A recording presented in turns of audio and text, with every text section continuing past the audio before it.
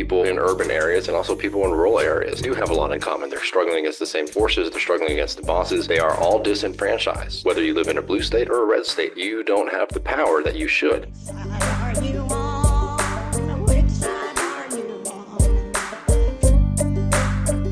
David Griscom is co-host of Left Reckoning on YouTube, also a writer and author of an upcoming book, The Myth of Red Texas, published by OR Books and The Nation magazine. I had not heard about your new book until you emailed me about it this morning.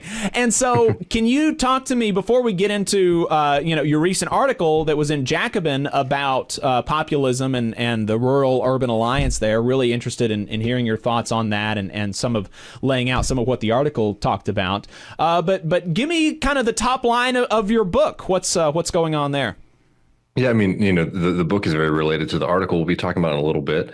But the book is my attempt at kind of reclaiming a lot of Texas's radical and populist history. I mean, I think a lot of folks outside the state certainly don't know it, but also a lot of Texans don't. Texas had a populist party, the People's Party, that was so strong at one point it directly challenged the Democratic Party for control of the state. In fact, the Democratic Party in Texas rigged an election to prevent the populists from coming into power. Texas was also home to one of the largest socialist parties in the country. And along with that, a lot of American labor history comes from the state. So the book is my attempt to try to reintroduce and reorient the Texas labor movement and political movement here to our kind of radical history and ancestors so that we can take on the fights that we have today. There's a bit about how Texas got controlled by the Republican Party and all of that as well. So it's a kind of broad look at Texas history, trying to, push back against some of the narratives that Texas is automatically just going to be a conservative Republican stronghold. Yeah, that there was also weren't the Colbites in the 1800s in Alabama, Adam? They were like the populists in Alabama, and there's also I think a pretty broad consensus that the Democratic Party stole that election from the populists as well here in Alabama. So lots of that sort of hidden history in the South that folks don't want us talking about, and so that's why we have to talk about it. Absolutely. Your article in Jacobin talks about how populism was an alliance between rural and urban folks back in the 1800s, and I want to spend a little bit of time before we go into like the meat of the article and kind of laying out some of the history that you share. You open it with an observation about the political divides in the country, that we are extremely politically divided by geography. Urban voters vote politically a certain way, and rural voters vote politically a certain way. Why do you think that is? Why are we divided by geography now? And why should we instead think of ourselves more accurately as being divided by class, which is what, which is kind of what our whole project is about and what your whole project is about? Why do those divides exist, and maybe why should we look to something a little bit different and maybe we would say more meaningful? Yeah, I mean, the geography point kind of cuts a couple different ways. There's one, the urban and rural divide in America, and it's become something that's like the most predictive about how people tend to vote. I mean, rural America is more and more Republican, more than it has ever been. Though, frankly, a lot of other groups have been trending more Republican after the 2024 election, as I'm sure y'all have talked about. But, also geography. I mean, look at American history. It is kind of wild to see how well regional politics kind of dominated, right? The South kind of going one way for a long time, being a Democratic stronghold, then later becoming a Republican one. And it is a kind of, I think, an interesting part of American politics. And in many, like a lot of things in this country that kind of seem absurd, if you look underneath the surface, it's usually an attempt to try to distract and dissuade people from thinking of themselves as member of a class. Because regionalism is something that is extremely effective, because your enemies are far away, abstracted, and it creates a sense of unity between, let's say, the worker and the boss. So that has been something that has been tremendously effective throughout American history at kind of like quelling and pushing back against any kind of broad-based working class, politics. And, the urban rural divide, I mean, is interesting. I mean, it's probably stronger now than it was when I wrote this article. And I think one of the facts is that like America has become fairly segmented, fragmented, and as y'all know, and most of your audience I'm sure does, despite the view of American capitalism being a kind of like an urban phenomenon, most of the industrial work in this country is done in rural America. So one of the hopes and the arguments in my book and also in this article is for people to start thinking of themselves as members of working class, both people in urban areas and also people in rural areas, because they do have a lot in common. They're struggling against the same forces. They're struggling against the bosses. They are all disenfranchised. They are all disenfranchised. Whether you live in a blue state or a red state, you don't have the power that you should. And, and I think as soon as people start thinking of themselves as member of a working class, we can start to rectify that problem. Mm. Absolutely. So talk to us about the history that your article reviews. What was the situation that you were relaying in the article, and why is it important for folks to know about that? Yeah, I mean, so the article is a kind of a short snippet of the kind of foundations of Texas populism, which arguably are the kind of birthplace of populism. The Cleburne demands, which this article ends with, are these very radical demands that were put forward by the Farmers Alliance. And for people who don't know what the Farmers Alliance is, the Farmers Alliance was one of the largest protest organizations in American history. At its height, it had something like 1 million members. And just contextually, we're talking, the late 1800s. So a member organization like that is just unbelievably massive. Any kind of political organization today would love to have a membership like that. So the Cleburne demands is the kind of the culmination of this story. But effectively, after the end of the Civil War, the South, and Texas included, is completely decimated economically. Texas goes through a massive migration of people, not just folks coming from Europe, particularly Czech and German immigrants, but also a lot of folks coming from what we would call the Old South, right? And this is a big part of the reason Texas has the flavor and character that it does, is because we had this massive migration of particularly poor whites who were fleeing the devastation in their states after the Civil War. Well, they come to Texas and, whatever they were fleeing came right back there. So in Texas, most of the industry was around cotton production. Most of these people, black and white, were tenant farmers. And what that meant is that you were growing crops and you were paying rent effectively to a landlord or to a member of the merchant class, that ended up being a sizable portion of not just your income, but your actual yields. Most of these people spent their entire life in debt, and most people had no cash, which meant that they needed to go into debt at the beginning of the growing season. So they would buy all the supplies that they needed to grow cotton or these other cash crops. And they would buy them at huge markups. I'm talking 150 to almost 200% oftentimes. And it wasn't just, seeds and tools and things like that. We're talking about food, clothes. If your children need shoes, your wife needs a dress, you're buying that on credit at these stores. Well, these stores oftentimes at the end of the year, when they look at their ledger, they'd see the farmers were still indebted to them. So these farmers would go into the next growing season in debt. And sometimes it got so bad that farmers would lose ownership of their land to these merchants. And then the merchants would take over their farm as in payment, but they would let the families still live there as renters, tenants.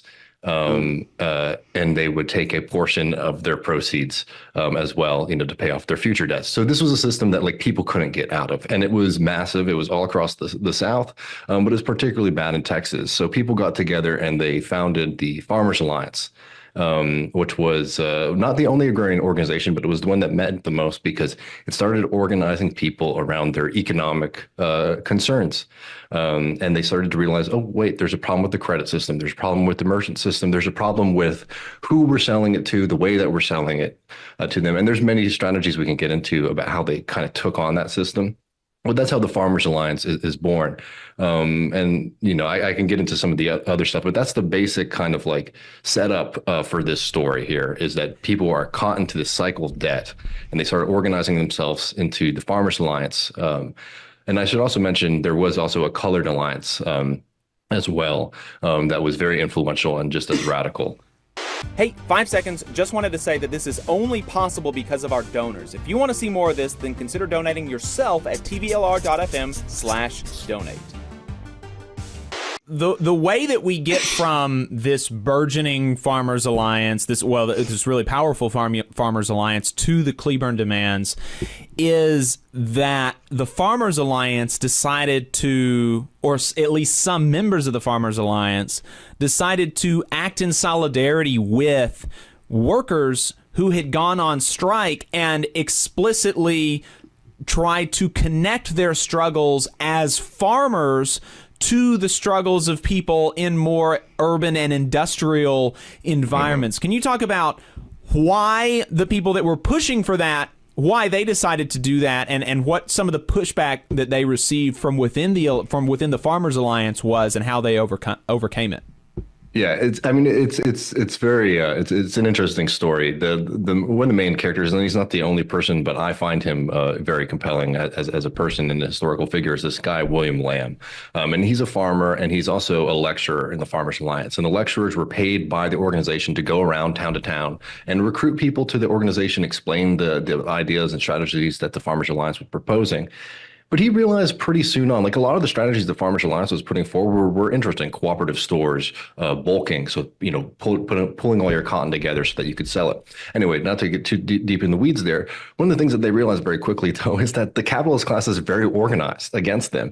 And if they created a cooperative store, then the merchant classes would oftentimes organize against them. So the Eastern and Northern companies that would sell like the actual goods to these stores, they would refuse to sell them to the cooperative stores. And that's just one example. Time and time again, this kept on coming up. So they started realizing, okay, well, we need a political solution to this. William Lamb had always recognized that there was a similarity between workers and workers across all stripes, from farmers to these more industrial railroad workers. Now that was controversial because what is the railroad? The railroad is modernity. The railroad is like modern urbanity, right? Like the world is changing, and these are the forces that are doing it, threatening kind of idealist, bucolic, agrarian lifestyle. So some people were very against just like the idea of the city, but they realized very quickly that people like Gould, the famous railroad owner, was just as aligned against the interests of the farmers as he was against those striking workers. So the Knights of Labor, I'm sure most of your folks listening to this know, but if not, that was like the first major American labor union, and tried to organize across all industries as well. And they went on strike against Gould, and it was a very, very brutal strike. Their first one in 1885 seemed to be successful, but it seemed like it was a kind of a gambit by Gould to try to encourage them to go a little further. And in 1886, they went on what is called the Great Southwest Strike, and it was a strike that went across Texas, Missouri, and the southwestern states. And it was extremely brutal. They tried to starve out those workers, right, by not paying their wages, preventing them from getting food, all of that. Well, the farmers had been talking amongst themselves, and some of them had started to join the Knights of Labor. And they realized that, they were in the same struggle. So these farmers, members of the Farmers Alliance, began to bring food to these workers, which I find to be, a very, compelling and beautiful act, right? This was like the real solidarity of like the entire working class. People really not just showing up on the picket line, but materially aiding one another. organizationally, it created an issue in the Farmers Alliance because some of the farmers were well off, right? They were kind of being crushed by the system, but there were wealthy farmers in the Farmers Alliance. And those were the ones, by the way, who didn't like, getting involved in politics. We are strictly about business, right? That is what our organization does. So the workers, the workers in the Knights of Labor, the striking railroad workers, actually, it was a dock worker strike under the Knights of Labor that called for a boycott. And William Lamb and other members said, yeah, we should honor the boycott because we will probably have to call for a boycott too in the near future. Yeah, you had the president who condemned Lamb for doing it, and you also had the editor of the Rural Citizen, which was the major newspaper of the Farmers Alliance, calling people who call for boycotts busybodies involved in other people's business. So they condemned Lamb and the folks, supporting the boycott. But the thing of it is that even though at the top the Farmers Alliance sort of pushed back against it, Lamb was so much closer to the membership across the state, which was very active, and most significant portion of the Farmers Alliance chapters all endorsed and supported the boycott. And without getting too far ahead, this kind of struggle within the kind of against the conservative leadership, the apolitical wing of this rural workers organization, that is what kind of leads them into politics in the next few years. Right. And so it's a really, really cool story of folks coming together across kind of perceived differences to support, one another and ultimately fight together in their common interests. And so, the article is framed as like, we can take some lessons from this organization, from these organizations and the ties that they were able to make back in the 1890s. And so I want to make that explicit. What lessons should we take?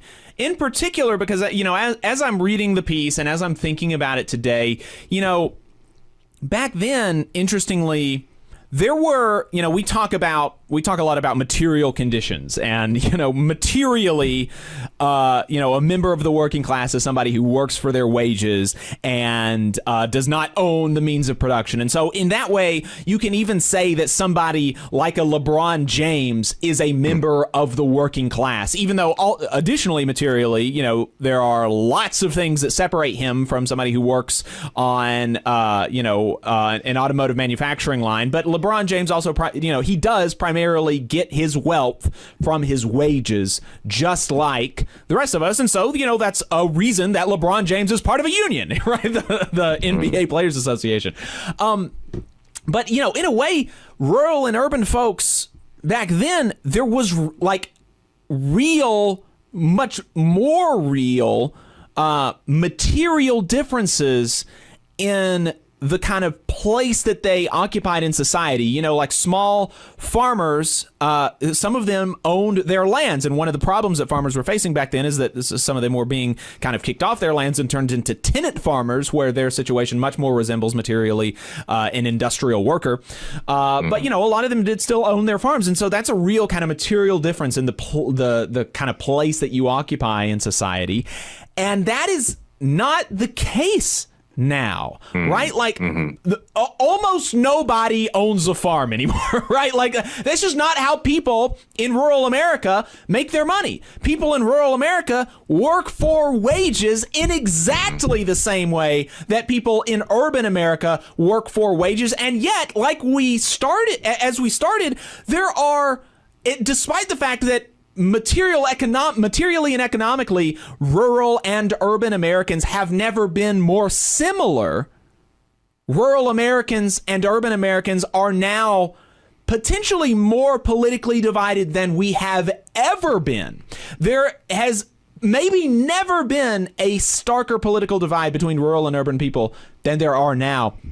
And so, what lessons can we take from this time and to bridge this gap that has that has come about among, again, like, sometimes I'm like sitting there and thinking about it. I'm like, they're the same. Like, you're the same.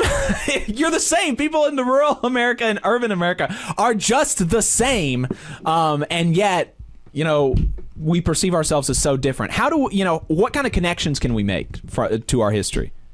Yeah, I mean, look, and this is by design, right? This is not an accidental situation. I mean, it goes into so many of the kind of perceived differences that working class people like feel, at least ones that make them feel like they wouldn't want to have solidarity with this or that group, right? This is, I mean, we all, don't need to dance around it. Like the urban-rural divide, the race divide in America. I mean, these have been extremely effective tools of the ruling class, of the bosses, to try to break down solidarity. And by the way, if you read my book and you read other labor history from this period of time, like the bosses all knew that this was a very effective tool. So, it's not just us casting aspersions. I mean, this is documented stuff. Now, today, though, like, I think fundamentally, I think there's a couple of things. I think we can change how we think about it, and that'll probably be an important first step. When we talk about rural America too, and I'm sure many of your listeners know this, being people who live in rural parts of the country, despite the idea of like rural America primarily being, farms and things like that and engaged in agriculture, I mean, a lot of rural America is engaged in industry, be it extraction, be it, production of commodities. When we saw that massive strike wave a few years back, I mean, most of those major strikes were in what we would call rural America, right? So the kind of separation in the first place between like a rural person as like a worker and an urban person as a worker, this is a kind of a false distinction. So there's a way to like change how folks are thinking about it, how we're talking about people. When we say working class, like that, it's including people in urban America and people in rural America. And I think that that's an important kind of shift.